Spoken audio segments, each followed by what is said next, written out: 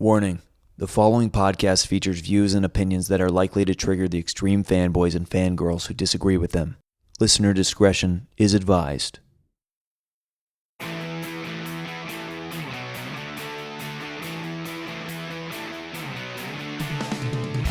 And we're back with another episode, but it's not a normal one for two reasons. One, I am with the great film philosopher of our time, JTE Movie Thinks. Thank you. And this one is kind of interesting because I don't usually do movies that like have just come out, but B, we're going to talk about Dark Phoenix. And I think what's interesting about this, the B, is that everyone either mostly hated this movie. Mostly hated, yeah. But the people who defended it, like, staunchly defend it. And I kind of, like, the hot takes is, like, the whole internet. And it's like, I feel like you and I are the only people that are like, yeah, it was good. I liked it. Yeah, it's fine. But I want to talk a little bit about this movie. To me, just, like, in general, just kind of fascinates me. Mm-hmm. Just because, like...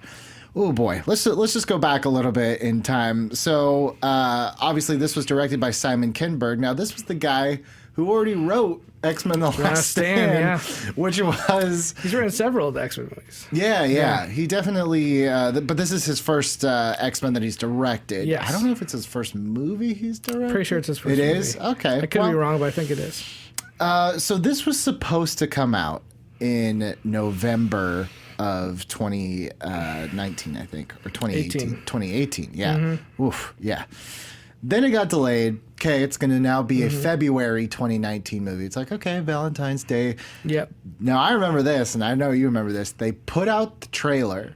Yeah. And I in my memory, it was like an hour later, but... It was 24 hours, like... Yeah, it was within 24 hours. They're like, never mind, that date that you just saw, that's not happening. And then they moved it to summer. This also is interesting because this is one of the two X universe movies in development, like during the time that whole Fox Disney thing was going down. Is this movie just a victim of circumstance? Like, is this movie like just had no chance at, because I feel like people already decided, well, I'll be the first, because if anyone, that trailer, I remember on SJU was like, this is bull. They're showing us every scene that already happened in Last Stand, and Mystique looks like a Dollar Tree mask. Version. Yeah. Here's the thing. Again, a lot of people hate this movie. Right. I don't like bullies. Sometimes I feel like movies get bullied.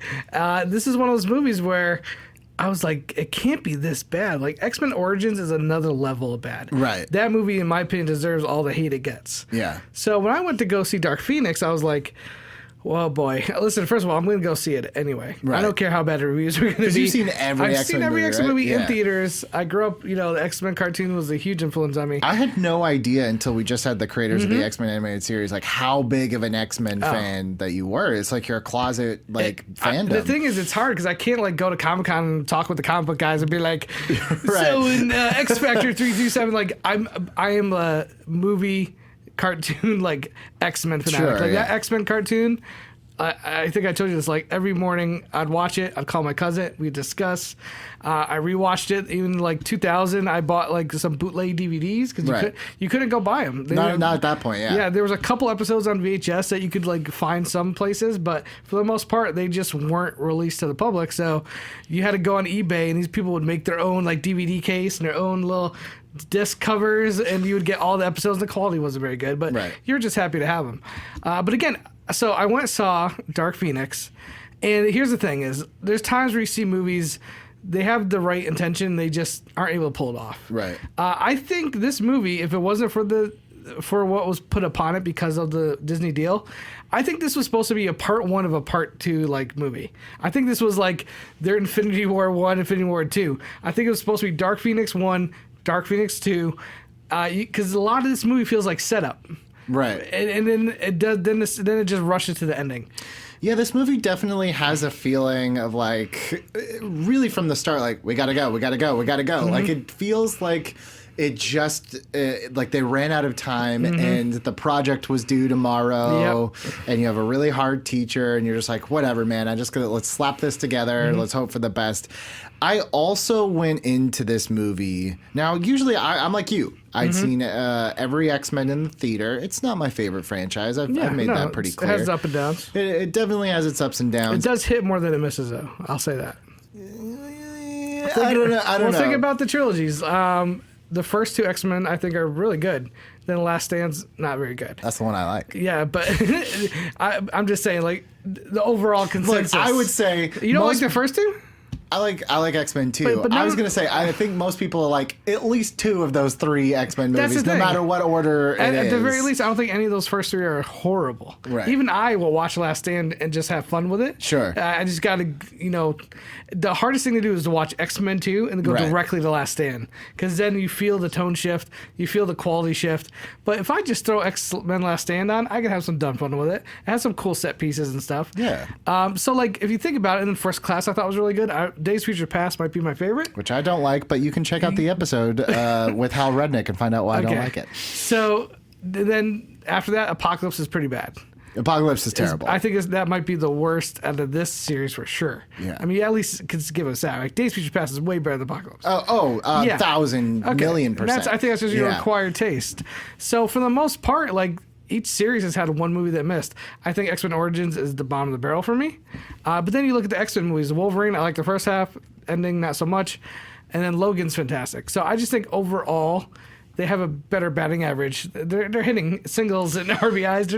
And maybe 1 or 2 home runs. I think what it is that like their bad ones really stick out.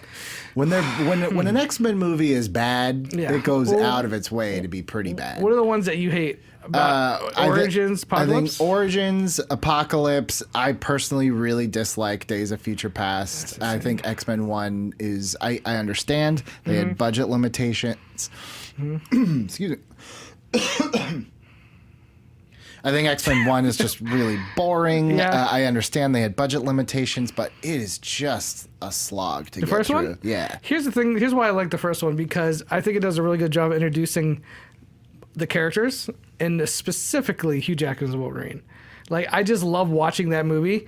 You're literally seeing a star being born, in my opinion. Sure. I mean, like, I had no idea who Jackman was. Nobody did. And to watch that movie and see that guy come in and just absolutely kill it. And as somebody who, grew up watching a cartoon, like, Wolverine is the shit. That's the guy you're, like, the most excited to see. Which is interesting because now we come to Dark Phoenix, and this is the first X-Men movie. True, yeah. Not counting the Deadpools, but the first, like, X-Men series movie that he just is not in at all. But here's what softened the blow for that for me? What? I'd rather him not be in the movie than be forced in the movie like X-Men Apocalypse. It was so random. It was so random and forced. There. And right. I remember watching and thinking, I love Wolverine. I should be liking this. He's going through, he's stabbing people, he's tearing people up and that. But, like, for me, it just didn't work. Right. It felt forced.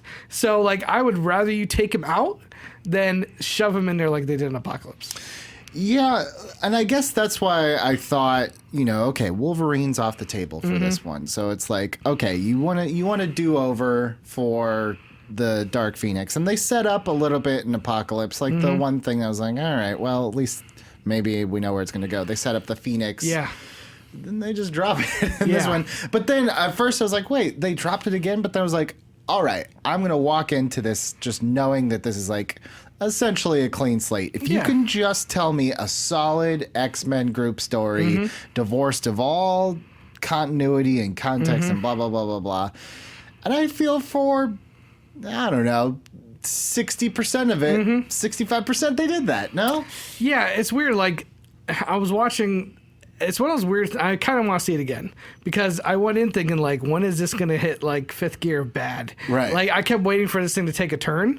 And I kept finding myself entertained and at least involved in the story where I was like, okay, I guess it's not good. I remember towards the third act when the drain scene started happening, I was like...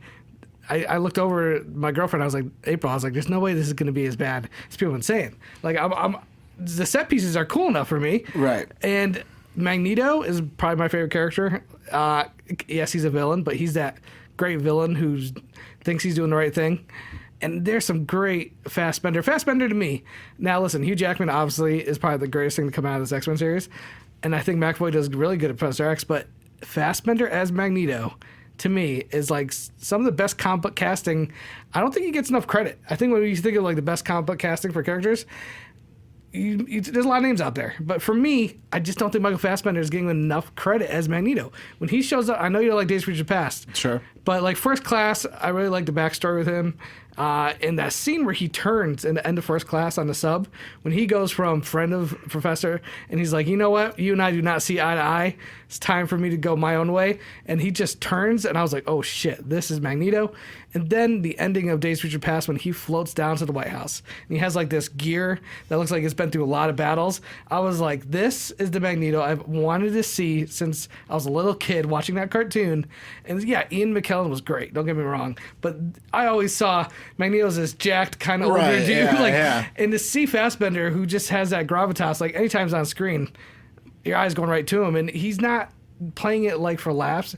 That's one thing I really like about the First Class. Like even the original series, they're not acting like they're in a comic book movie. This ain't Batman or Robin or Batman Forever, which I get it. The director was like, go really over the top. I just love the grounded nature of Fassbender and McAvoy and how they're in it, man. They're like, they don't care how silly it gets. Because there's some scenes where, you know, especially in Dark Phoenix, where Magneto just floats across the screen, and I'm like, that's pretty silly, but you know what? He's taking it serious. I just feel bad because I feel like he's such a committed good actor. I will agree with you. It's just they sometimes don't quite know it. Like it's like they have to undo his character growth from the last movie every single time because they're not quite sure what to do with him. Again, you walk into this movie and you're just like, I'm taking this as this is the only movie I've ever seen. Don't worry about the rest of it. Like, I felt he was just fine. He did some really cool stuff in that train. Well, and this is why I agree when you talk about like his motivations. First Class, I like the turn at the end. Right. And I like Days of Future Past. He's like, I'm on the bad side. And he has a great speech on the plane where he's talking to McAvoy and the whole plane starts getting decompressed because he's just so angry. He's like crushing things. Like Magneto gets some moments to really just throw on some monologues, which are fantastic. Apocalypse just wasted him. Like that's when I really felt like, really, we're gonna give him a family in the woods and they're gonna kill him. He's gonna yell into the air. That's where I was like, ugh. I mean, that is this what you want? I was like, ooh. It's so bad. But I will say, they kind of give him the exact same thing. It's like he starts with his little commune plant family, exactly, you know what I mean? And then goes back to join the team to avenge something, to avenge a death of someone that he cares about. Like, they gave him kind of the same. I don't think it was as corny this time. Yeah, here's the thing. Like, when you meet his family for one scene, then they get killed. Right. It's like, whatever. When they kill a main character and you at least have those past 3 movies of their relationship to go off of, I'm like, okay, I understand why he's motivated. And, you know, I love how like everyone else is like, we got to help her. And his thing is, I'm going to kill her.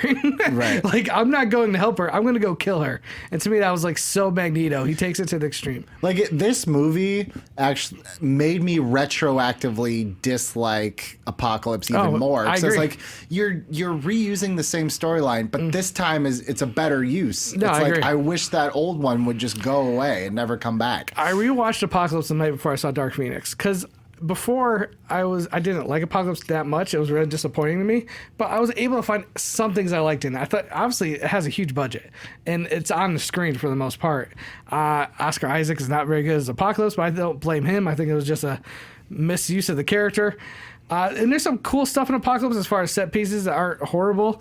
But watching it the night before Phoenix, like I agree. I watched Dark Phoenix, and now I look back at Apocalypse, I'm like, oh, there's so much wasted talent there, especially with Fassbender, that I retroactively don't like Apocalypse as much. And that's kind of why I started giving more, fanfare to Dark Phoenix. I was like, guys, how can this be the worst of the series? Have you seen the last one? Like, the last one is worse than this. Yeah, so that's the thing. It's like, and that's why I say, like, I feel like people walked into this already saying, this is the worst one, this is the worst one. Yeah. And I'll say I'm guilty because that first trailer I hated. I hated that trailer. I hate that they gave away killing Mystique. Yeah, that was a mistake. Because ultimately... Do you think it was because they were worried people were going to be mad that Jennifer Lawrence is in the movie more than 30 minutes?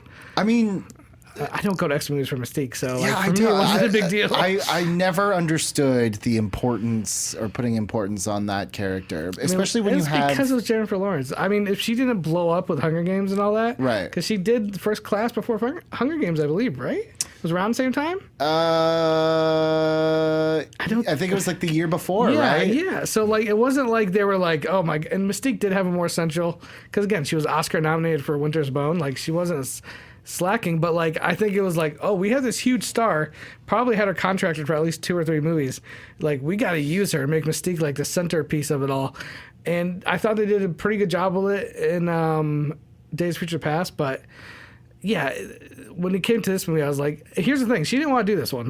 They all finished their contracts after Apocalypse. And this is why I give the movie some credit, because the reason they all came back was because when they were making Apocalypse, Kinberg was pitching them this next movie. And it was a passion project for him. He said he wanted to make it a much more serious, emotional movie. Because this movie has almost no laughs. Zero. And I didn't mind that at all. Right. I was like, totally, I know, it's great to have a little laugh here and there, but there's no point in that movie where I was like, oh man, I wish there was a little bit more jokes here. I was invested. And Jennifer Lawrence said the only way I'd ever come back is if they let you direct it. And she even said in an interview, crap, they let him direct the movie, so I made a promise on coming back, because they all believed in him. They have a good working relationship with him. All these characters came back for Kinberg. Kinberg did not like take a paycheck and be like, yeah, I'll do the next X-Men movie. He's been thinking about this. He's been writing it. And I think, honestly, because of this having to be the last X-Men movie, he was just given the worst circumstances. And I think everything he had planned out, if you just see interviews, Logan Lerman talked about the script that he received. It ended like at the state capitol, alien spaceships. These were supposed to be the Skrulls instead of some random aliens. Like, I truly believe Kinberg had a probably pretty awesome X-Men movie or 2. And literally, as they're making a movie, it's like, this is happening, this is happening, this is happening. Yeah, Disney comes in, swoops in. They can't use the Skrulls. They use the Skrulls and Captain Marvel. Yeah. Apparently, the climax was very similar. She's basically, Jean Grey is taking on spaceships and aliens. Yeah, definitely that was and that's why I say I feel like this movie, I almost feel bad for it, because it was like a victim of circumstance. Like, even watching it, I could tell that some serious hacking had been done.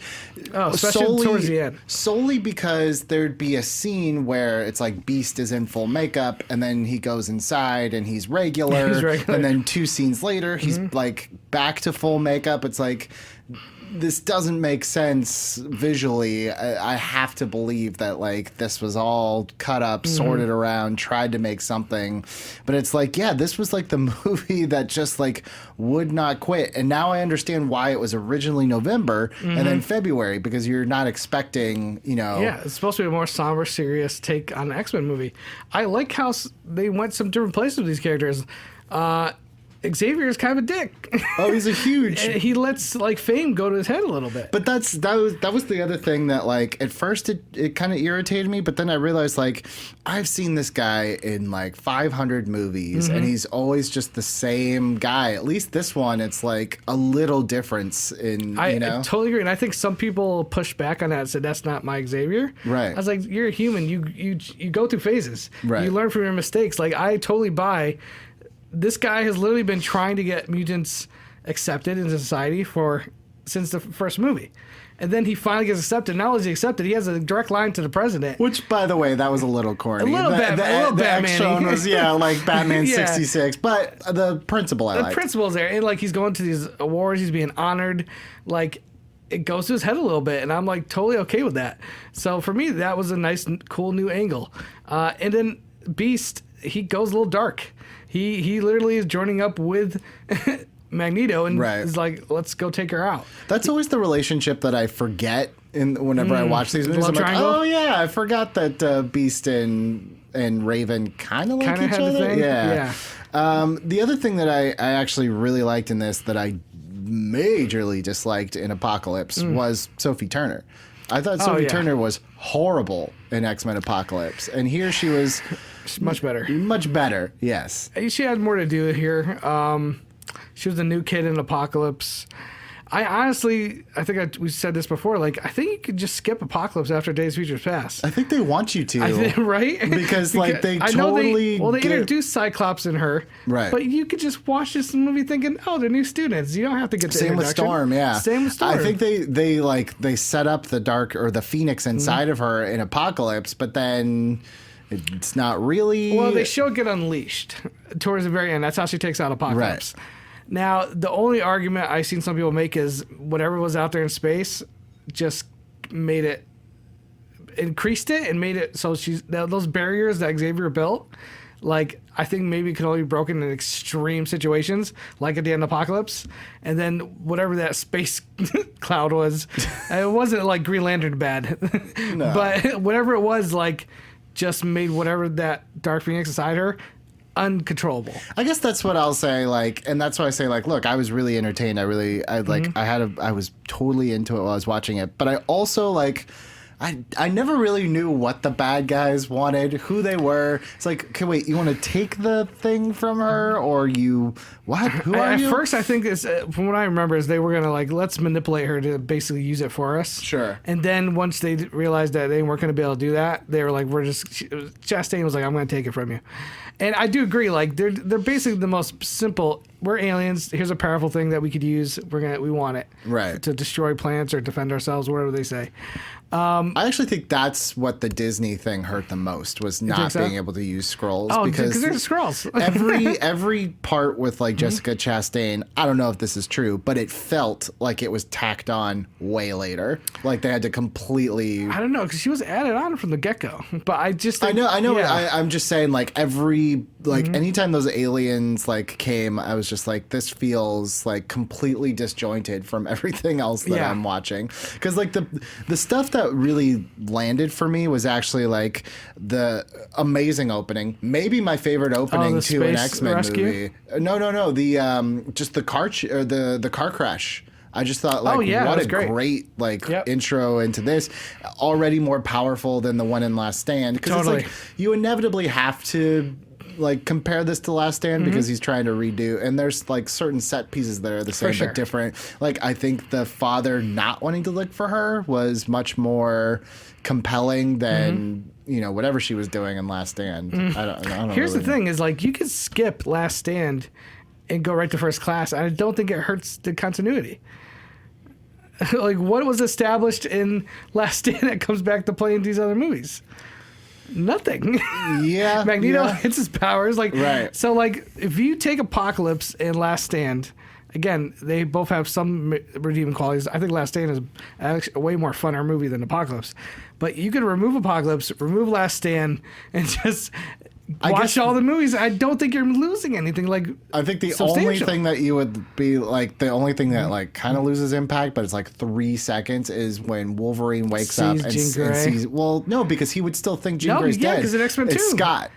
Because he wouldn't think that Scott would be still alive. Interesting. But that literally, it's like, and he. No, that's not true, because X-Men Days of Future Past, they just established everyone's basically been taken out. Yeah, I guess I could buy that. Yeah, because he's not coming from, like, X-Men 2 days. Right. He's coming from the future where most mutants are destroyed. Sure. The only thing you're missing on Apocalypse is how he loses his hair. Right? Yeah, I guess so. Yeah, which was really lame to begin with. Yeah. So I honestly think you could drop out Last Stand, drop out Apocalypse, and you're not losing anything. Right. And you get the best of what the X-Men has to offer. I also was a little bummed in this movie. I guess I get this. That's the thing with Dark Phoenix. It's like, for everything that I don't like, there's, like, one positive. Like, I was a little bummed that Quicksilver was just in for 5 minutes and didn't do anything. At the same time, I was actually relieved that they didn't go for the, like, Quicksilver, quote unquote, like, music scene again for a third, because I was like, what are they gonna do this time? And they didn't do that. Like, they used his powers really well. I was bummed he was sidelined again in one of these movies. It's like Superman. You gotta just get him out of there, because kill Superman off, because he's just gonna fix everything. Right. Quicksilver, he's overpowered a little bit. Yeah. So there was never a point where I was like, what happened to Quicksilver? I guess I was just so much watching what's happening. It wasn't until, like, after I started reviews, like, Quicksilver trips and is gone. I was like, oh yeah, he did leave. I was like, but I wasn't like, where is this guy? No, I mean, like, they give you enough. I guess the other thing, too, it's like, here's another, like, dislike. I was bummed that they, like, after that first scene, they never used their X-Men suits. Like, the only cool thing from Apocalypse was the very end where they got their suits. I forgot about that until you mentioned it. And I was like, that's right. He had, like, the classic Nightcrawler. Right, the classic suit Cyclops. And, Cyclops. Like, again, this just shows you, like, X-Men Apocalypse, just throw it out the window, man. There's nothing there, really. Even, like, nothing happens really to Mystique that is like, oh, I need to... That carries over. Yeah. So I was bummed they didn't have the things, but that, like I said, the train act was probably the most X-Men action using the powers in the best way possible, maybe in any of those group movies. Because they're not really fighting humans. Right. Like, they're not really fighting other mutants. They're fighting these alien race who are hard to take down, which allows them to not just, throw one power at them and they're gone. Like, they had to really fight these guys. And again, this is a scene that was basically, I think, reshot the whole third act. Yeah. And I was like, this is pretty damn cool. Magneto got some awesome shit. And I like the buildup of them all being chained up. Humans get wiped out and then they get let go. And it's like, all right, let's do it. Yeah, I feel like, it was one of those things where it was so easy for everyone to joke about, put it on a train instead of space. That's exciting. And it's hey, hold on a sec. Yeah, it was pretty awesome. Yeah, that was actually, like, the best part of that movie was watching, like, Nightcrawler gets vicious. Finally. Not since X-Men 2 did we really get to see him display his powers. And like even that. then, like, he was, he was controlled, mind controlled in the first part. But then after that, he's basically, like, search and rescue. In this movie, he's like, oof, he kills some people. He gets to do some stuff. And even there's that street fight with Magneto, and he had this dreadlock dude. Oh, yeah. Like, even then, like, and I said this to a lot of people, like, we got to see some street level X-Men fighting, which was such a refresher after Apocalypse, where Magneto spends the whole third act like in a ball in the air, just sucking all the iron and shit out of the earth. And I remember watching it just thinking, like, what is happening? Like, this is so lame. So it was just so cool to see some street level action from these guys. And again, I want to go back to the humor thing. Like, a lot of people are like, it's humorless. One of the reasons me and my cousin loved the 90s X-Men cartoon, there was not very much humor. Yeah. They treated it almost as like an adult cartoon. It was very serious. Like, people died. There was some grim stuff going on. There was not like some jokey side character.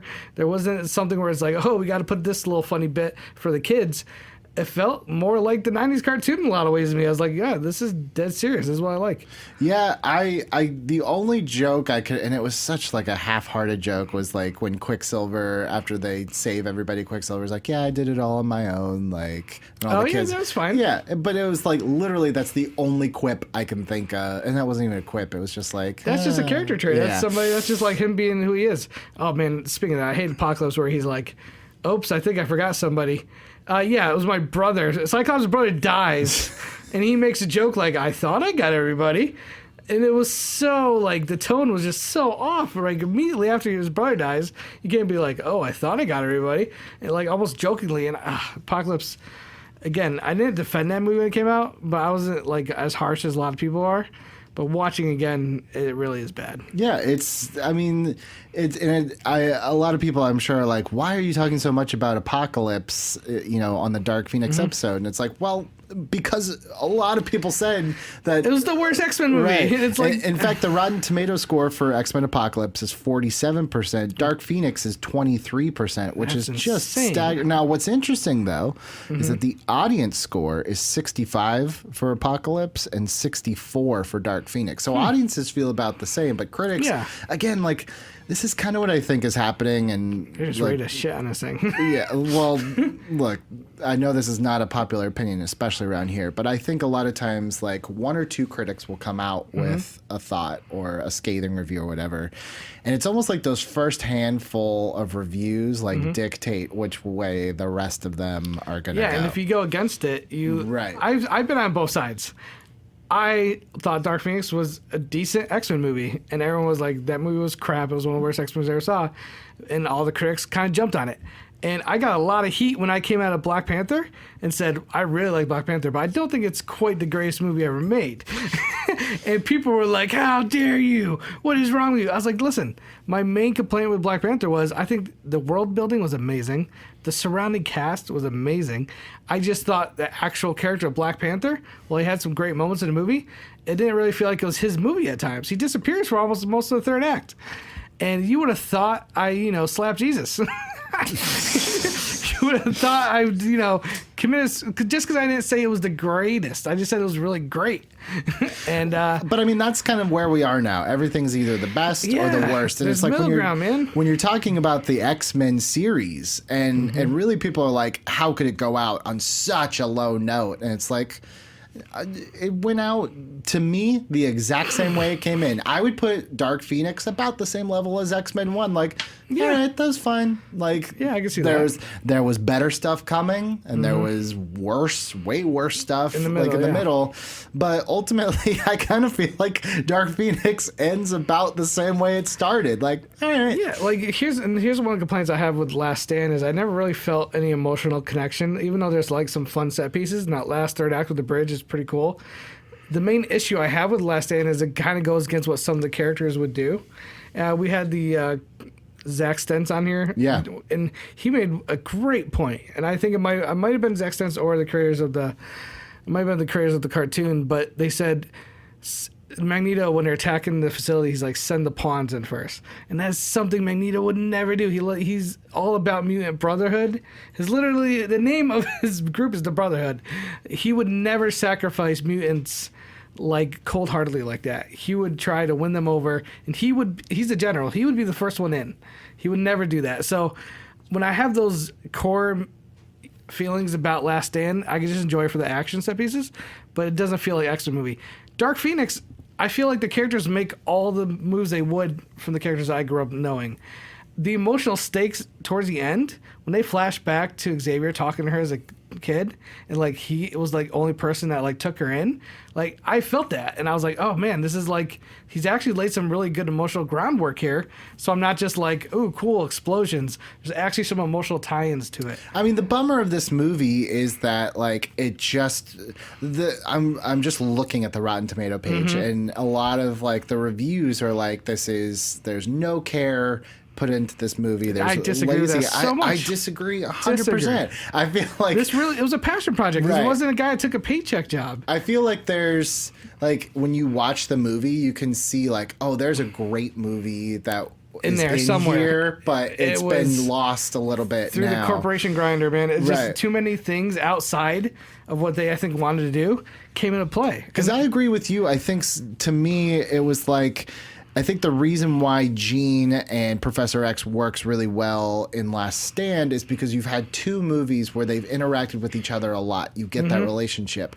That being said, with Dark Phoenix, I thought the setup was so good and it was done so much better about like their past relationship that it was a bummer to me that I didn't get more time with them currently, because he hasn't really spent any time with this version of Jean Grey outside in the of Apocalypse. Right. Yeah. And even that was like somewhat minimal. True. But do you bring some of that relationship stuff from the first three into this one? I don't think you can, because I feel like at this point it's like they've changed the timeline so much, and it's almost like, different characters, different people, different circumstances, certainly. But I just think like, you could see like in that first sequence of the car crash and then him taking Jean in, I'm like, okay, if this is your way, I can see how you wanted to do this in that last one, but you weren't able to, or it got messed up. I'm like, okay, if this is your version, I'm in so far. Yeah. So when the movie starts to, for me, like fall apart a little bit. Fast forwards a little bit. Yeah, when the movie starts to fall apart a little bit and get a little like shaky, like maybe I'm just giving them the benefit of the doubt, but I feel like that's where it's like, all right, this is I can kind of feel like you had your back against the wall. Well, no one cared about your series now that Disney owns Marvel. Like, you're kind of done here. Basically, they were like, hey, this movie you're making, it has to be the final film, by the way. And they're like, that was not the plan. Like, I honestly think this was supposed to be a two-parter. So, like, I couldn't imagine how you could successfully make this movie be what you visioned when you literally have to, type every loose end, make it a swan song for all these characters. yeah, so for me, that's just an impossible task, and I think he did the best he could with what he was given, the time he was given. I mean, they pushed it back twice for reshoots. So imagine what this movie would have been like without the reshoots. I think it actually would have been much worse. And because it would have been like, it probably would have ended like, oh, there's supposed to be another movie or two. Right. Whereas like this one ends, especially the last 5 minutes of this movie is like, wrap it up. Yep. Like you got 2 hours. Wrap it up. Get her done, whatever you got to do. But yeah, like I also have to think like I don't think like the reshoots stuff came out, like all that news about the reshoots. They're like, oh, this is a mess. They're gonna have to clean it up. It's like. I'm of two minds. I'm like, yes and no. I think they definitely had to like, obviously we know the third act was refilmed, but I don't think like they went back and they're like, we watched the whole movie and this movie's garbage and we gotta try to. I think it was like in progress. I think they're like, like we got, when we see the writing on the wall, Disney is now we can't use scrolls. Can't do any of this stuff. I don't know how they. This is your last movie, by the way. Yeah. So like any thing you thought might be open-ended, you need to close it. And I don't know, man. Like this is when I walked that movie, I said, I want to see a 2-hour 20 cut of this movie. Because nothing was really given time to breathe. I also wouldn't be surprised if they cut this down just to make more money. I think they were like, get this thing under an hour. 2 hours, get this thing under around 2 hours. If you get to like 150, that would be best for us. We want to make as much money as we can. I think there's got to be a cut out there that's like 2.5 hours. That just fleshes it out a lot better. I don't know. That's just my opinion. I mean, is there a Snyder cut of Dark Phoenix? But this is the same director though. Like at least the same director stayed attached. But I think there is probably a director's cut out there where it's just given more time to kind of sit with its choices. There's times where I'm like, oh man, we're just moving from one thing to the next. Yeah, and in that sense, like I say, like I'm sad that it went out on a whimper. Maybe not even creatively, but certainly box office wise. Oh, for sure. But at the same time, it's like the thing is like. You have to think back to that first X-Men movie. That was 2000. We hadn't figured out superhero movies in 2000. In fact, a lot of people point to, myself included, that X-Men and Spider-Man, I feel like those two were the templates. It's either like go really comic booky like Spider-Man or contemporize it like X-Men. Well, yeah, X-Men showed you could have like a grounded, serious take on a comic book movie. So when you're building off a series that at this point is almost 20 years old, and then you come out a month or two after Avengers Endgame, which is part of a series that has redefined the genre, but you still have to play within the rules you set up 20 years ago. Yep. I feel like there was really no way for this series to, like, it wasn't going to go out like being an Avengers Endgame. It just wasn't going to happen. I mean, Days of Future Past I thought was a great ending to the thing. And again, I know you don't really like it, but it was my favorite of probably all the movies. To me, it was up between X2 and Days of Future Past. The way it ends with Wolverine waking up and seeing everybody, I was like, oh, this is the end of the X-Men. It should have been. It should have been. Yeah, because X-Men Apocalypse is pretty much trash. And this movie, while I think its heart's in the right place, got screwed. So, like, at the end of the day, like I said, you could skip Last Stand and Apocalypse. And by doing that, you get rid of all the Dark Phoenix stuff. You only get the tease at the end of X2. Right. So then you go into Dark Phoenix, like, this is the only Dark Phoenix story, which is probably the best way to do it. Yeah. I just feel also, too, like, the Phoenix storyline, it's a really hard one to do because you have to do... It should be like that's what I'm saying. It should be like a 2-movie thing. Right. It should be Dark Phoenix Part 1, Dark Phoenix Part 2. It should be like a 6-hour epic. And it's like there's the Hellfire Club, and that's the other thing, too. It's like they had to just immediately jump into... I mean, Apocalypse, I guess, was like a somewhat of a bridge, but it's like, oh, now we go in space. And they had to kind of like explain why this was like, we do space now? You know what I mean? Like, I mean, to introduce aliens in your last movie of a franchise, like, that's a big task, and I think that could have been something that like could have been fleshed out way more. Like you said, I will say this though, Jessica Chastain, that first scene where she's at the party, right, and she comes back in almost like the Terminator and caved into dude's chest. I was like, okay. No, I agree with you. Yeah. That scene was great, and that's why I was like, man, maybe I had this thing pegged all wrong. But I think it was just like it wasn't clear what the villains were, what they wanted. I felt like it changed a little scene to scene, but ultimately, like, there were enough positives like to keep me going. I never looked down at my watch and was like, how much more we got of this, you know? Yeah, I totally agree. What were, besides like it feeling like it was rushing to the finish line, what were some of the like major negatives for you? I think a weak villain system. I think just by the nature of it, if you're gonna do Dark Phoenix, like I feel like we needed to have spent way more time with Jean. Like this needed another movie before you got here. I also just think I know it's one of those things where it's like this is every X-Men movie, but it's like the continuity on these things just drives me bananas. And I say that not just like, wait, he was this age in this movie. I'm talking more like the character developments, like just dropping the mention. Like, yeah, you can say that the Phoenix Force unlocked, but it's like, did it really? Yeah. And again, like resetting Magneto again back to a starting point that he, like the exact same starting point that he basically had in the last movie, which is as far as like just being off just somewhere, like a loner in the woods, and then he's drawn back for revenge. Like that's why honestly I keep saying this, but just take Apocalypse. If you have it in your collection, throw it away. If you're ever going to watch the series again, go right from Days of Future Past right into Dark Phoenix. Right. And I think you fix a good portion of the continuity problems, in my opinion. And there's also just like, too, like I said, like, and I get it, it's probably just like a hack job, but I also think like it was distracting. It's like, why are we outside at a funeral and he's full beast mode, and then he goes inside and sits down and he's just regular? Well, like there's no rules to it. That's one thing that Days of Future Past introduced that I didn't really like. I liked the introduction of a cure, because again, that's something that was explored in The Last Stand. What I don't like is Beast being able to turn it on and off. The reason Beast, all the X-Men have powers that are great, but in other ways are huge detractors from their life. Apocalypse has these eye rays, but he can't freaking take his glasses off. He's always got to have his glasses on. Rogue, great power, but she can never touch another human being. Right. Beast was supposed to be you have these great abilities, but you look like an outcast as a society. Like the movies are supposed to be, they're trying to be accepted as mutants. Mystique actually struggles with that in the earlier films about the fact she can shapeshift. And I love Magneto in that first film is like, you shouldn't make yourself look different. He's like, just look how you should look.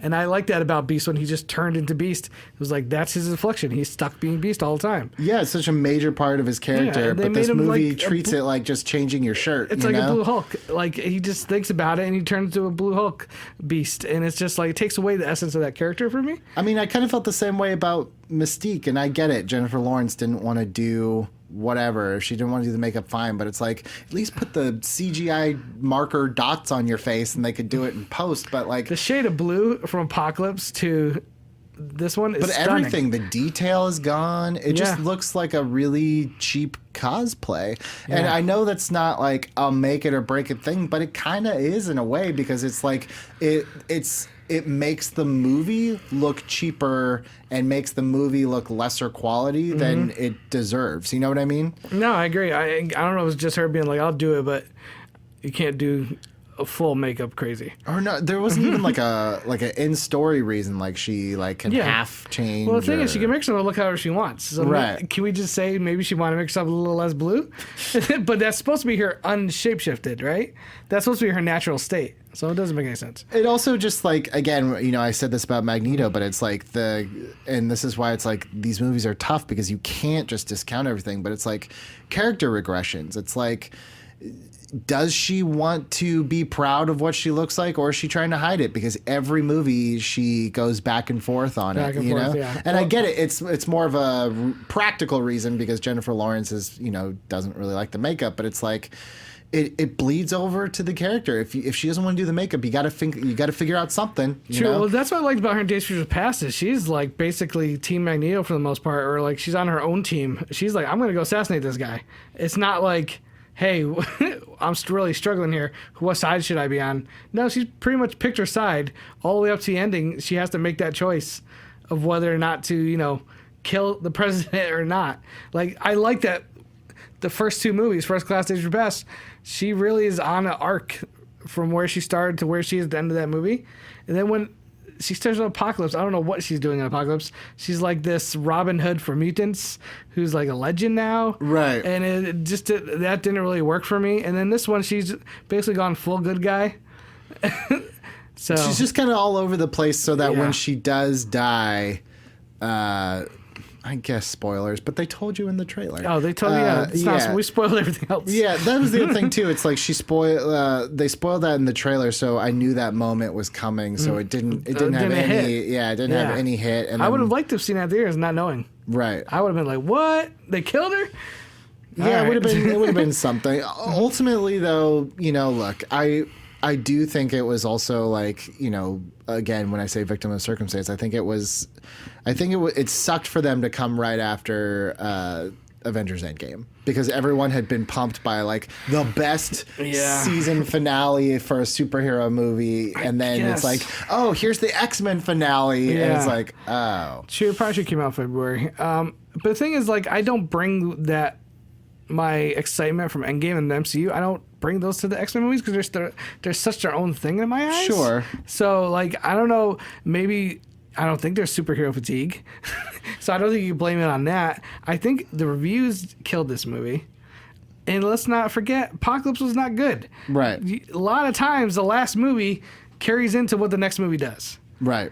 The last movie, most people saw, I think, did not like it. And they were like, nowadays, especially nowadays, if you're going to go theater and spend $20 on a movie, you got to know it's going to be freaking good, or at least the last one was really good. Or nowadays, people are like, I'll wait for Redbox, I'll wait for Netflix, whatever streaming service I have. Right. So you really need to be on your game in order to get people in the theaters.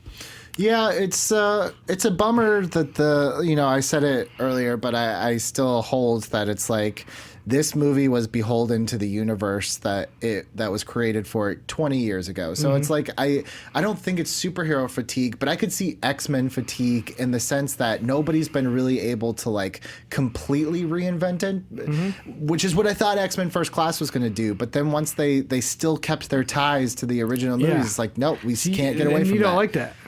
No, because I think I love that. I think what made X-Men First Class so cool was the fact that it was like, oh, let's reset the table, but you can do it like earlier, so you don't. So it's not like a full reboot, but it feels fresh, it feels new. But then it just started getting so convoluted again that this is a very long way of me saying like no one's been able to come do a Thor Ragnarok to these X-Men movies. I mean, you could say Deadpool did that, but Deadpool even kind of tangentially relates to X-Men. But the first two Thors were never what X-Men 2 were, Days of Futures Past was, First Class was. Right, but like, that one needed it just to get off the ground. I mean, they did okay, but no one was like, Thor is my favorite of the MCU. Sure, but I'm saying like, if you ask me like my top 10 favorite X-Men or comic book movies, right, I would have a hard time not putting X2 and Days of Future Past in there. That being said, if they had never made an X-Men movie before, and they made the first one this year, First Class, or you mean no, just any X-Men movie ever. Yeah, if the first X-Men movie to ever outside come the out, MCU,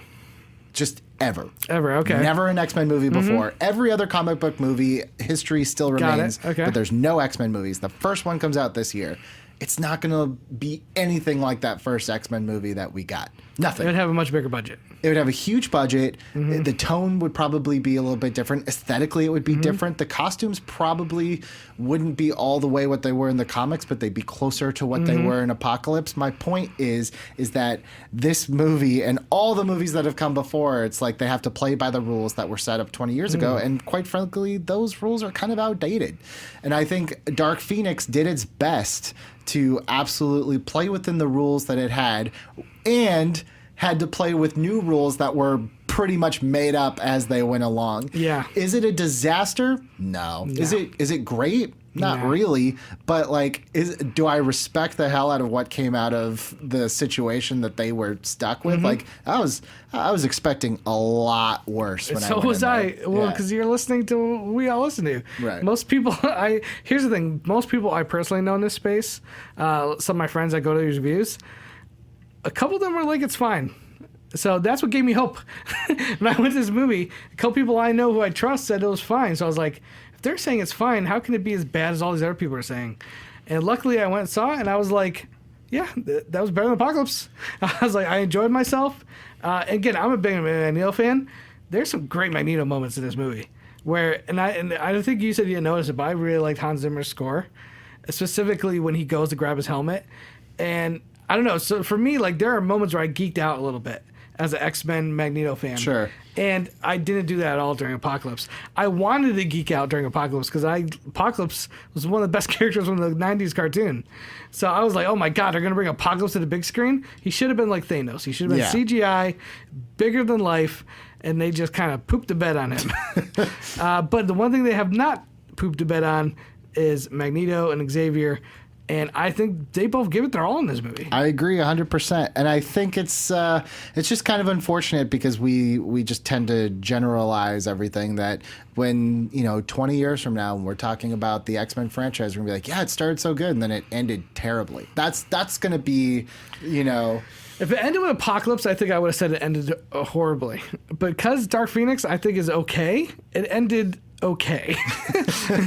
But I mean, I feel like history's not going to remember History's it that not going way. to remember that. Yeah. No, but I will do my best on my Twitter and my YouTube channel to right that wrong. I hope down the line sometimes opinions change a little bit. Hopefully down the line, be like, you know what?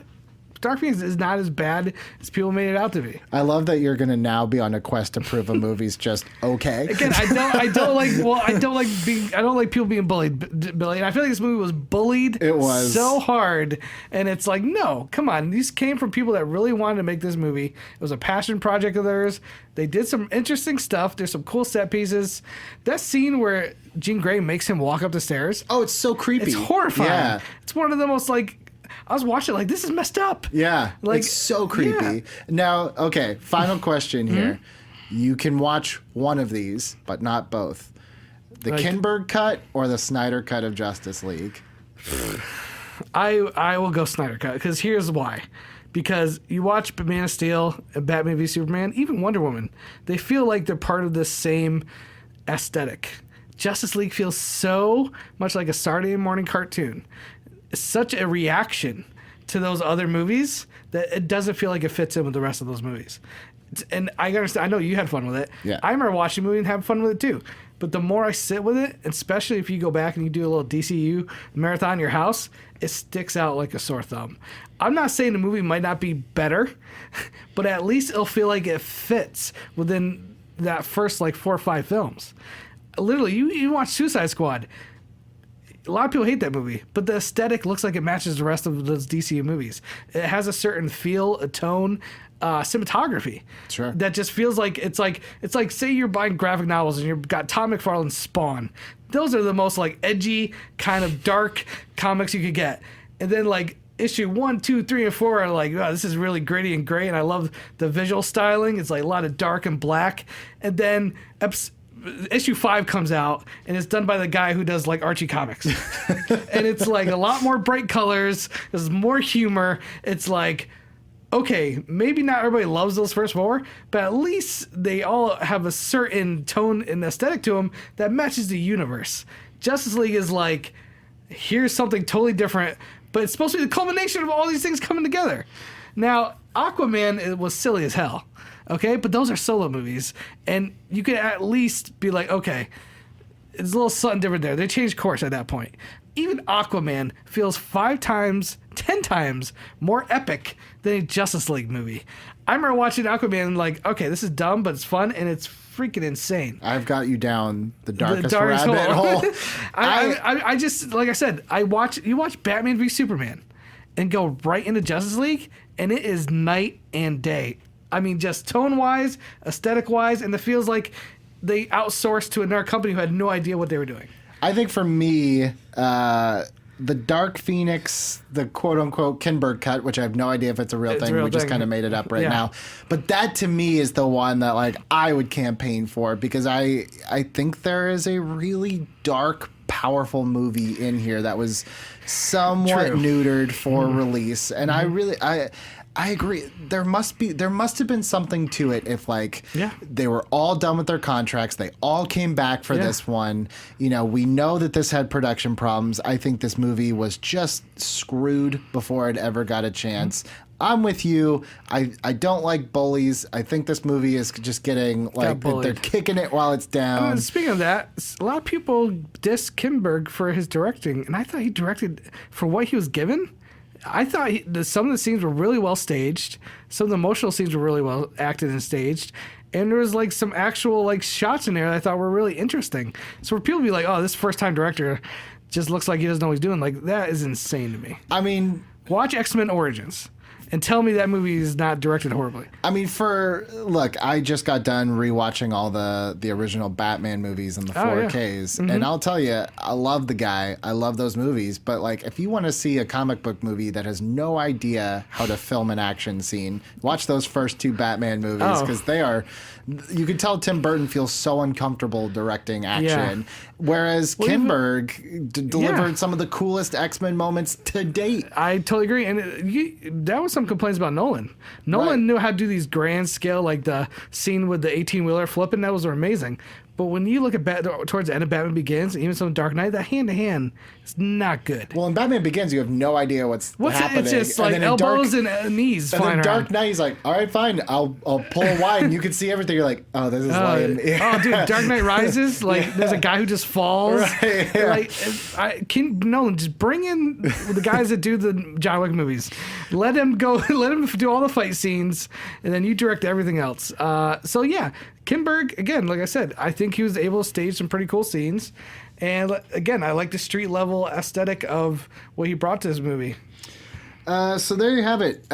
X-Men, Dark Phoenix. It's going to be just a footnote in the long Marvel comic book history. But you know what? We're going to get X-Men reboots someday. Yeah. I have a feeling we'll get some version of a Phoenix story. Do you think, maybe 10 years from now? Years from now. Maybe the third time's the charm. Who knows? Now, this is what's so interesting to me. And this has only happened a few times in the history of comic book movies. I still love the first 2 Sam Raimi Spider-Man movies, and I really liked Far From Home. Not Far From Home, but Homecoming and Far From Homecomings. And you love the Batmans. Yet there's the Nolans, right? Right. There's, like, I'm glad that this X-Men series exists, and that will be on my shelf. That even when the MCU does their version, I'll always have this version that I grew up with and really love for most of it. Yeah, look, I think as a whole, like I said before, I think we have X-Men to kind of thank. You know, obviously Blade got the wheels Blade was rolling, silly at times. but in terms of just like wide mainstream adoption of comic book movies, I think X-Men definitely is in the conversation as a benchmark.